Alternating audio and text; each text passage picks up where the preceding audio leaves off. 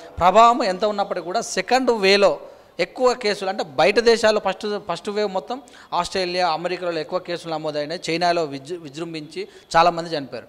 కానీ second wave India మీద పడ్డట్టుగా తెలుస్తుంది. దీన్ని ఎలా చూస్తారు? ఇప్పుడు మన దురదృష్టం ఏంటంటే ఈరోజు మన భారతదేశం పరిస్థితి బ్రాజిల్ ఇండోనేషియా కంటే కూడా దుర్భరంగా అయిపోయింది.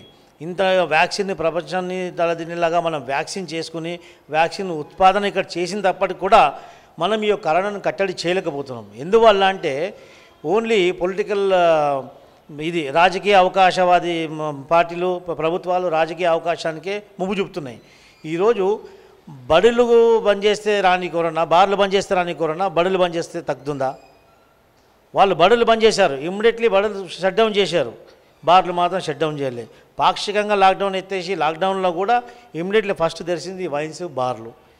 అదే కాకుండా ఈరోజు పోలీసులు, ఈ యొక్క ప్రభుత్వం తొత్తులాగా మారినటువంటి పోలీసులు, ఈ ఫ్రంట్ లైన్ వర్కర్సు, ఈ యొక్క డాక్టర్లు, నర్సులు, సిస్టర్లు, ఎంతమంది వైద్య సిబ్బంది దీని గురించి ఈ యొక్క యుద్ధంలా పోరాడినప్పటికీ కూడా ప్రభుత్వం యొక్క నిర్లక్ష్యం వల్ల ఈ యొక్క కరోనా వైరస్ మళ్ళీ పెరిగింది.